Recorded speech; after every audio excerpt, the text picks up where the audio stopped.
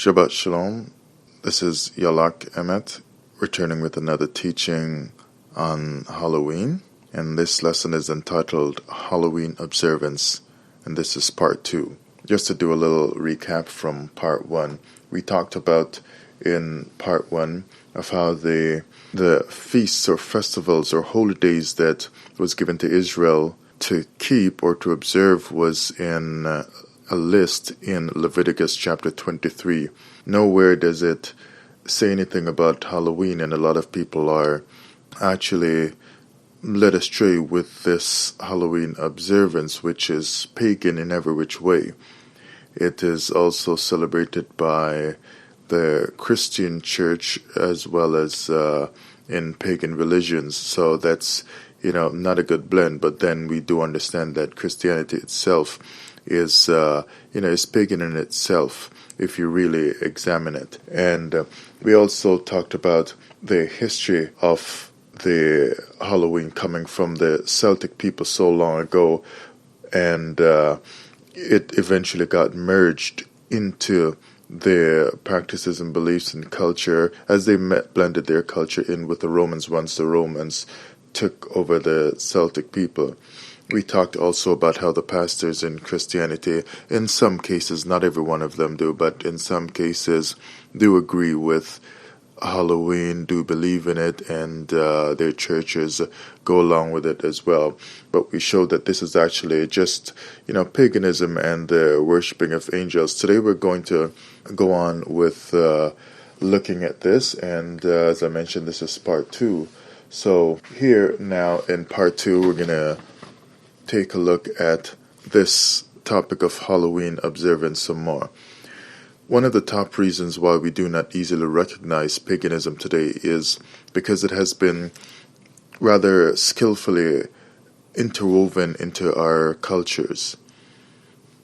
Even religious persons who say that they're not into paganism don't themselves realize that the pagan practices and rituals they perform or take part in throughout the year are really intentional by those who have, like I said, interwoven them into our cultures.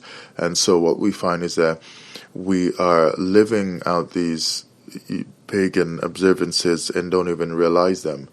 When I talk to anyone regarding paganism, as I've seen in my own life, the way I grew up, is that, they're quick to say, oh, I'm not a pagan, I'm not following those things. But when you really examine the issues and look around your own house, you can see the signs of paganism. It's not something that paganism today, generally, especially in so-called Christian countries, are not, paganism is not something that you choose outrightly in terms of being aware of it. You just live with different things. You have symbols in your house. You have, even the names of your cars, the names of your television sets. Cartoons as well, movies, little figures that you buy to decorate your homes with, are coming from pagan and such sources. So that's what I mean by saying that it has been interwoven. So nobody is coming to try to indoctrinate you with this kind of lifestyle and thinking per se. It's already been put into you. You've already been indoctrinated in a different kind of way. Now, I was thinking recently that if you look at the Roman Catholic Church, and we know that the modern present-day churches are coming out of Catholicism, and so they are the daughter churches of the Roman Catholic Church. But if you look at with the Roman Catholic Church, you can find that the way that they actually now teach their doctrines to new people is a little bit different than how the traditional Christian church does it. You can see someone starting up a new church, a new Protestant church, Pentecostal church, or whatever denomination that they're into. They might start from their house, from their living room, start with a prayer meeting or so, or a Bible study. Later, as it grows, then they'll try to rent a storefront or a warehouse as they get a little bit bigger, or a school hall, and that's how they get started. And there's a church, that there's some religious teachings going on there and religious worship and so on. With the Catholic Church, however, I just noted, probably for the first time, really, that I don't really see new Catholic churches going up like crazy the way I see new Christian churches being started and going up. So, and I'm not saying that they don't do this, but I'm just noting it to myself that I don't really see them popping up all over the place. Oh, you go and this empty storefront now has a sign on it saying New Catholic Church of whatever city, So what I'm noting there is that they seem, however, to be having new Catholic schools popping up. And in the city where I live, there's another new Catholic school on large property as well that's being built right now. So I just noted that it seems that they're doing their teachings not in the regular Catholic Church buildings, as they did, like even through the Dark Ages, where you had to go to a Catholic church if you want to hear what God's saying through the Bible, or like my famous term, so-called hearing what God is saying. But it seems now that they're teaching primarily through schools. So your education system is actually being used to teach their doctrines, because believe it or not, while you're learning math and English, by the time you come out, you have learned what they want you to learn. And remember now, the Bible says, train up a child in the way he should grow. When he's old, he will not depart from it. And that's why they say you're pretty much a Catholic, when you're older, even if you stopped going when you were younger, right? Because they've already taught you. So in this sense, I'm saying not just with the Catholic system, but throughout our societies in general, throughout our countries in general, paganism has been injected in so many different ways. We have also been taught through, our education system, like I just said, and through the TV mind control box, and through street signs, business signs, and forms that you actually need to fill out for different reasons.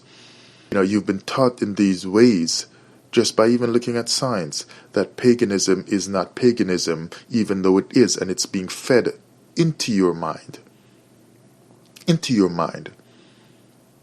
All right, so nobody's coming to you now with an axe and a shield, or a sword and a shield, or something like that, and telling you to take this religion or take on this belief system and so on. But they're still conquering your mind. They're still conquering you by the way that they have put paganism into our cultures all throughout the world. All right. And so in that way, then, we're boiled like a frog, right? Who's boiled alive. Slowly it happens to the frog. Slowly it happens to us as we grow. Paganism gets into us, and it just stays there, and it grows, and it just grows into us. And before you know it, you're pagan. And you say, when somebody says to you, hey, we're all pagan, pretty much. For the most part, if we're brought up like this, and like, I'm not pagan, I worship God. But upon closer examination of the matter and of scriptures to see what the Father in heaven has to say about it, we can begin to identify these things. All right? Now, this morning, October 31st, I heard on the radio while driving, as the radio host spoke of Halloween and told of its dark history. He mentioned that Halloween developed into our present time as a mixture of Christian and pagan celebration of a religious nature. At this time, many souls of the dead are freed to wander all over the earth, and evil spirits are at their most powerful. So here again, it's showing what what really goes on behind the scenes, what really goes on. Sometimes we think that some of these things are just harmless, it's just fun, get a little witch hat and dress up in some scary costumes and so on. But there is something deep behind it. There's something of a spiritual force or spiritual nature behind it. And they really need to be called out so that people who want to learn these things can learn them and move on to clarity regarding the issues and move on to serving the Father in heaven the way He said that He should be served, the way He said that we should live. And we should live by His Torah, by His law, which means by His instructions, right, by His direction. And so when we look at it like that as compared to Leviticus chapter 23, we don't find any reason to be celebrating Halloween just like some of the other pagan holidays that are just a mask and a front for some other festival to some fallen angels and to other pagan and mythological characters, right? And have those kinds of meanings behind it, like Christmas and Easter, some of the popular ones. So these facts about Halloween and the spirits and so on, the spirits being free to roam, and that these spirits are more powerful at this time of Halloween than any other time of the year, it's clearly talking about demonic and fallen angel worship. All right? And we know that we're not supposed to be dealing with spirits of the dead and so on. 1 Samuel chapter 28 actually tells a story of King Saul, who went to a woman of, and it says, familiar spirits. All right, he says, seek me out this person, and he went to look for this person. This is speaking of wizardry, necromancy, divination, and conjuring up of spirits or ghosts. Nowhere in Scripture are we told to get involved with communicating with dead people or to acquire the help of spirits from the other world. So, if you are a Christian, ask your pastor why they say Halloween is okay. All right, for the ones that do, they will tell you it is okay, but and it's a Christian observance, but it got corrupted along the way. Now, if it's a Christian observance, like really, why is it not listed in the Bible? Right? We know that the Christians pretend to take their holy days from the Old Testament that was given to Israel, right? But they clearly don't do a good picture of that, and so we were all deceived by the Christian church in that regard. But we also don't see this Halloween being mentioned anywhere in the Bible at all. They will tell you it's okay, but it got corrupted. This actually is double talk, because they're teaching you to resist the word of the Heavenly Father. It really is double talk, because how can it be okay but got corrupted? Then if it's corrupted, something's wrong. It's double talk because it was never in the Scriptures, and how can it then be corrupted if it was never sanctioned or given by the Father? It was just corrupt from its inception, corrupt from the beginning, because it was never a good thing given by the Father. Right? And so Israel should not have anything to do with this Halloween. It's just a worship of spirits, which basically leads to the worship of Satan. This is satanic worship. Dealing with these spirits falls under the occult, which Israel was told to stay away from. All right, now let's look at Leviticus chapter 19 and verse 31. See what that says about the occult. Regard not them that have familiar spirits, neither, and by the way, remember I said in 1 Samuel 28, King Saul rather, went after a woman with familiar spirits to try to bring up the deceased or the dead Samuel. All right, so here he is trying to bring up, and this is similar kind of stuff where, according to the Celtic feast of Samhain, which is now called Halloween, right, it deals with these familiar spirits or these bringing back of the dead spirits and so on. It's really all a lot of fallen angel worship.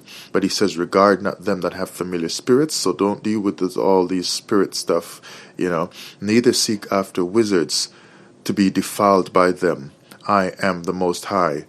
Alright, so he's basically saying if you get into this kind of stuff, you are going to be defiled. Going to be defiled. Alright? Deuteronomy chapter 18 and verse 10. There shall not be found among you anyone that maketh his son or his daughter to pass through the fire, or that use divination, or an observer of times, or an enchanter, or a witch. Alright, and verse 11 as well, or a charmer, or a consulter with familiar spirits, or a wizard, or a necromancer. For all that do, verse 12, these things are an abomination unto the Most High. And because of these abominations, the Most High doth drive thee out from before thee. So we see judgment was attached to the doing of these things, getting involved with these things. He mentions here the fire, and in part 1 I mentioned passing through the fire. I mentioned also how they used fire to do juggling and entertainment and so on. The blowing of fire, spitting of fire, it was all a part of this whole Feast of Samhain, which, like I said, is now called Halloween, because they keep changing the titles, the names of these observances, so that you're not able to tell that you are actually engaging in the injected or inserted or interwoven pagan observances and rituals in your modern societies. Take a look around and see how you're living, and so that you can cut yourself off. Maybe the presence of God is not being sensed so much by people because they are living under a cloud of pagan and satanic cover and practices and lifestyle.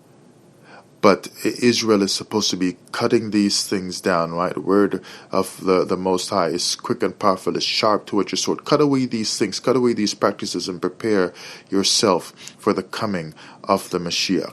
Alright, so Deuteronomy 18 verse 10 is clearly letting us know that these people who engage in these spirit practices and so on are and even the way they dress with Halloween, with the skeleton costumes, the ghost costumes and so on, and the hats from witches and brooms and so on, they don't want God, right?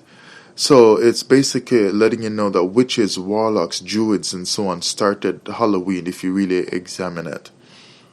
Let's talk about the pumpkin lanterns.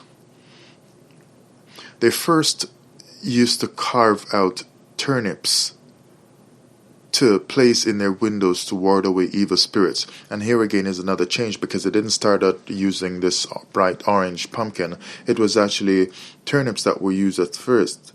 Place them in the windows, ward away evil spirits. So here it is. I mean, they're inviting all these spirits, and then they do something to turn them away because they're scared of them, right? Playing around with fire, playing around with something that they shouldn't be. And so what we find is that there seems to be some kind of a disconnect in the mind of people who would invite and attract spirits, and when they come, you try to ward them away. No sense it makes to me. Complete and utter waste of time. Utter. That shows you that the aim of Halloween is just a lot of frivolity and a lot of very loose spiritual activity, in terms of having no real desire to get anything good out of it. I mean, you try to attract a spirit. When the spirit comes, you try to ward it away. You don't want anything from the spirit. Playing around with the spirit world, and that's why people are going to get destroyed, right? The only spirit you should be dealing with is the spirit of the Most High. Here it becomes clear then that these are evil spirits that they're warding away with the turnips placed in the windows, as in demons and fallen angels or wandering spirits and so on, that have nothing to do with the Father himself. The pumpkin lanterns still continuing with that today, and for quite some time now, the turnips were actually replaced with pumpkins, those big pumpkins. These pumpkin lanterns, and sometimes they have them on small sticks being sold in the stores now. So you see, they modernize it, right? But these pumpkin lanterns, and now, by the way, you can get them with light bulbs in them, but it's the same idea. Pumpkin lanterns and Halloween lanterns with eyes and other facial features carved out in them to make it look like a head, We're going to definitely talk about that one. Have their roots in ancient Celtic celebrations, right? This is coming back from the Feast of Samhain, and is now called Halloween. It's the same thing. They changed the items and the names and so on, the items that were used and the names, just to modernize it, so that you can't tell that you're involved in pagan rituals. Like I said earlier at the start, these things are woven into our societies, into the way we live, and so you can't understand it. Now, let's talk about head worship. As I just mentioned, the carving of the pumpkin with the eyes and the ears and so on, and the mouth and nose to make it look like a head. The ancient Celts used to practice head worship. Other people too might have practiced head worship, but it's clearly dealing with head worship. Sometimes you might have seen documentaries or in books that you read some stone heads coming out of the ground. No full body is there, just the heads. Sometimes they're small heads, sometimes they're very large heads. Right? And you wonder who could have lifted this stuff. Hey, head worship. Strange people worship all kinds of things. All kinds of things. There's a God for everything, it seems. But the Father in heaven says, these gods are nothing to me. They're no competition. They're nothing to me. Right? But judgment's going to come eventually. Heads sticking out of the ground made with stones. Heads, carved out of wood or carved in a tree. Heads in a grove and so on. Heads on their horses. The Celtics used to kill people in a time of war or whatever, or in rituals, and ride around with their cut off heads dripping with blood, quite a few heads hanging from their horses. As they would ride their horses, they're riding with the heads of people cut off, right? You see how gross that sounds? Like really deep spiritual problems right there.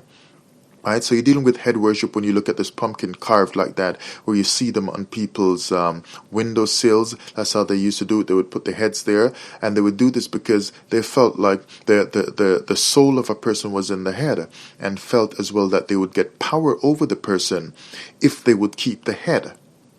Because they would get power from the person's spirit, and then they would give the trick or treat. The modern trick or treat is like giving the gifts, the candy, modern candy stuff is like giving gifts of food or whatever to the spirits, so that the spirits would be appeased and not harm them because they killed them or because of the strong spiritual activity. So they're keeping the head to get the power from it, but giving gifts to try to keep themselves safe from it. All right, so people don't understand today when they see even in Christian churches, which are really just Christian pagan temples. That's how you should call them. They're pagan temples of worship. Constantine, when they set up this new kind of Christianity, really just started out using the pagan houses of worship to run his Christian teachings in. All right. So when you see all these pumpkin heads carved like that in business spaces or in homes, and on the steps outside as you drive, and in gardens and so on, that's how the ancient people who started this stuff used to have the heads of people that they killed with blood dripping and so on all over the place. Right? The modern pumpkin carved that look like a head with the eyes and all that is the same as it was back then, except that it was a real head back then. A real person was killed, and now the practice carries on, but people don't just go around killing people like this right now. So they use the head to show that we are still in head worship, and because people don't understand that it's head worship today, doesn't mean that they still aren't doing head worship, doesn't mean that they still don't agree with the killings that used to happen back then. There's still going to be a judgment that's going to come. This is a pagan practice and should not be handled by true Israel, right? And no one at all should be involved in it. So just to let people understand where this stuff is coming from, right? So they put all these heads in their windowsills and outside their homes and so on. But we know it's about head worship. They worship these heads and the spirits, but we know that it doesn't actually have anything to do with God and was actually strongly denied. Let's look at the commandments concerning this. Exodus chapter 20 verse 3. Thou shalt have no other gods before me. This head was a god that was being worshipped because they felt they would get power from it. Purely satanic, right? Thou shalt not make unto thee any graven image or any likeness of anything that is in heaven or above, or that is in the earth beneath, or that is in the water under the earth. Thou shalt not bow down thyself to them, nor serve them, for I am the Most High. I'm jealous and so on, and he goes on, right? So when they were bowing down to these heads, worshipping them, and now in modern times, whereas in old times they used the real heads, in modern times they make these graven images where they carve out the heads, right? It's still the same old practice of worshipping these gods. And people need to understand this. If you're looking for truth, John 8:32 says, "You shall know the truth, and the truth shall set you free." There is no truth in Halloween. It's all lies. The truth shall set you free. And the truth he's talking about is the truth of the Torah, right? The truth will set you free. That's what you need. The truth of the Father's instructions is what's going to set people free. So now if we look at the iniquity with the scripture that says Lord, Lord, iniquity here speaks of lawlessness and transgressions, right? To keep the rituals that are set up in the earth that actually has people worshiping fallen angels is to transgress the law or the instruction of the Most High. Let's look in Matthew chapter 7 verse 21 and reading down as far as we can get to 29. "Not everyone that saith unto me, Lord, Lord, shall enter into the kingdom of heaven, but he that doeth the will of my Father which is in heaven." The will of my Father, that rests in his instructions, his Torah, and his commandments. He says, do not worship any other gods, right? And don't be involved in all these strange practices and so on. "Many will say to me in that day, Lord, Lord, have we not prophesied and all these things in your name," right? So people are going to be saying, hey, I was a Christian, I did this, and I whatever, I worshipped you and so on. But he's going to say, hey, really in the end, if you go on reading, and he's going to say, hey, I never knew you, right? Look how you were living, look at the practices you had, look who you were worshipping and calling on. You were mingling worship of me with worship of fallen angels, with worship of these images that you set up and carved and so on, right? It's a transgression, it's iniquity, it's lawlessness that would have people try to do rituals that invite evil spirits, that invite fallen angels. That's iniquity. It's lawlessness. It's a transgression against the commandment of the Father. Right, so we'll close it here for today, part 2, with Colossians chapter 2. Colossians chapter 2 and verse 18. And he says here, "Let no man beguile you." Don't let anybody trick you. Don't let anybody lead you astray. Don't let anybody teach you into a wrong way. Because teaching is supposed to be about teaching people about the right way to walk. I believe Jeremiah 6:16 says, "Look for the old path, walk therein." But here we find that there's so many false teachers, so many antichrists around teaching people to walk in a wrong way, telling them these things are good. Father says, don't do this, and pastors are teaching, yeah, it's good to have Halloween, when the Father says don't. Don't be involved with evil spirits, familiar spirits, but they say, yeah, it's good, let's do it.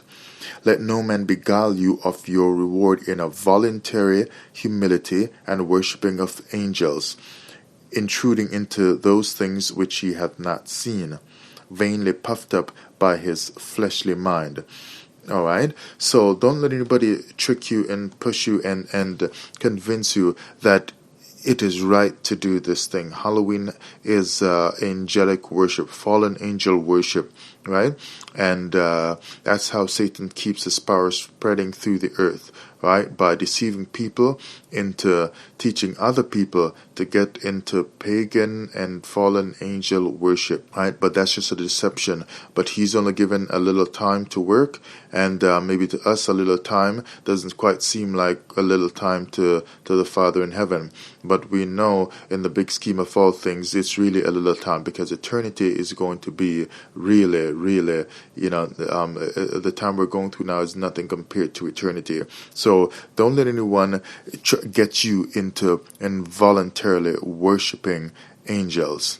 Don't let anyone trick you into it and beguile you of your reward, right? Halloween observance has nothing to do with the scriptures and is actually condemned by the scriptures.